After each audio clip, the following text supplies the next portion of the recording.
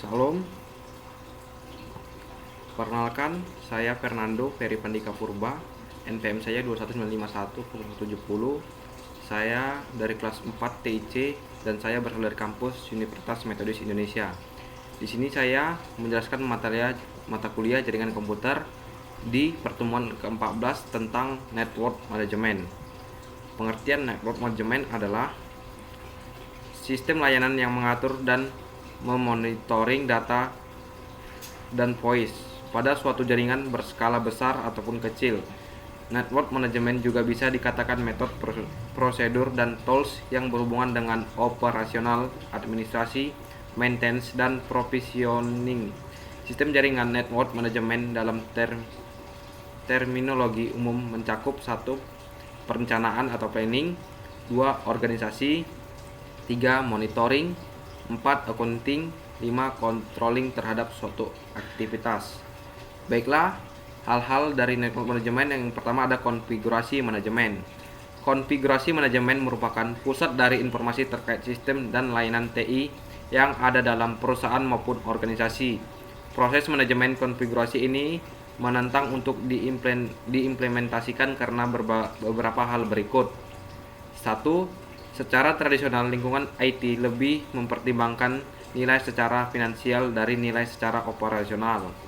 2. Proses dalam mengolah informasi infrastruktur TI masih belum terintegrasi dan terdarisasi, atau misalnya menggunakan spreadsheet secara terpisah dan dikelola oleh masing-masing tim.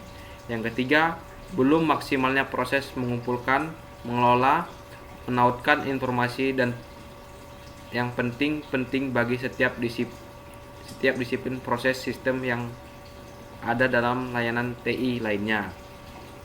Yang kedua, fault management. Pemanfaatan teknologi jaringan komputer untuk memenuhi kebutuhan informasi secara cepat dan beragam mengakibatkan semakin meluasnya dan semakin kompleksnya suatu jaringan komputer. Oleh karena itu, diperlukan suatu fasilitas pendukung untuk dapat melakukan pengawasan terhadap elemen jaringan, yaitu dengan menggunakan Network Management System atau NMS. Model NMS yang dibuat oleh ISO mencakup 5 area konseptual, yaitu Fault, Configuration, Accounting, Performa, and Security Management atau FCAPS. Salah satu area yang diimplementasikan dalam penelitian ini adalah Fault Management. Mekanisme yang digunakan untuk manajemen error adalah dengan mendeteksi terjadinya error dan mengirimkan notifikasi melalui email saat error muncul, kemudian melakukan logging, report, dan melakukan diagnosa serta untuk selanjutnya merekomendasikan solusi error tersebut. Jenis kesalahan yang dilaporkan pada sistem ini adalah kesalahan ketika terjadi kegagalan konektivitas pada perangkat jaringan, kesalahan karena layanan yang tidak berjalan dan tidak sesuai dengan permintaan, kesalahan saat penggunaan RAM tinggi, bahan CPU meningkat, dan penggunaan hard drive yang mulai penuh.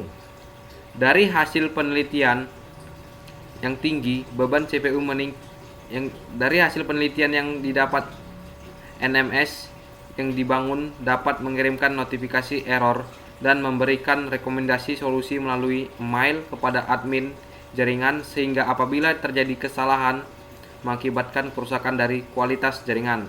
Kata kunci manajemen jaringan NMS, manajemen kesalahan SNMP, sistem informasi. Yang ketiga ada performa manajemen. Definisi performa manajemen menurut Armstrong tahun 2004 adalah pendekatan strategi yang terpadu untuk meraih kesuksesan pada organisasi. Caranya adalah dengan memperbaiki kinerja karyawan dan mengembangkan kemampuan tim. Secara sederhana, manajemen performa dapat diartikan sebagai proses sistematis untuk membuat seluruh karyawan bisa satu langkah demi mencapai tujuan perusahaan yang berkelanjutan. Karena setiap karyawan memiliki karakteristik yang berbeda, maka karakteristik juga berbeda. Sedangkan perusahaan membutuhkan karyawan misalnya bisa mencapai visi dan misi perusahaan. Disinilah penting adanya performa manajemen. Penelitian membuktikan bahwa manajemen performa sangat erat hubungannya dengan keberhasilan atau suatu perusahaan. Yang keempat ada security management. Sistem manajemen pengaman atau security management system dalam dunia bisnis. Faktor keamanan menjadi satu aspek yang sangat penting yang harus diperhitungkan demi keberlangsungan bisnis yang dijalankan serta keamanan dan kenyamanan semua pihak yang terlibat di dalamnya. Faktor ini berlaku juga untuk semua jenis usaha khususnya yang terdapat objek-objek vital di dalamnya. Dimensi ancaman dan gangguan keamanan dari waktu ke waktu kian berkembang dengan beragam resiko dan dampaknya. Perkembangan ini, ilmu pengetahuan dan teknologi serta meningkatnya kompleks persoalan masyarakat, social exertion, telah melahirkan beragam bentuk ancaman dan gangguan keamanan. Globalisasi mendorong semakin ketatnya persaingan yang implikasi untuk meningkatkan daya saing mengakibatkan segala hal diupayakan, sehingga mendorong terjadinya gangguan keamanan. Beberapa ancaman yang dapat mengganggu stabilitas keamanan nasional berupa penyelundupan, bioteroris, pembajakan, illegal trade atau goods serta lainnya. Untuk mengatasi hal tersebut, diperlukan suatu security management sistem organisasi yang sampai saat ini sudah banyak terdapat berbagai sistem yang sudah diterapkan.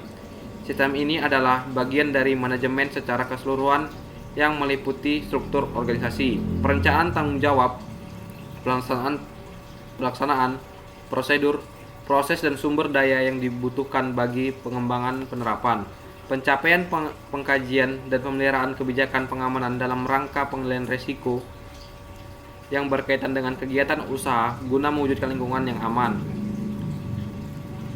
efisien, dan produktif untuk memastikan bahwa sistem tersebut dapat diterapkan dengan konsisten dan dilakukan sesuai dengan tujuan diperlukan suatu pengelolaan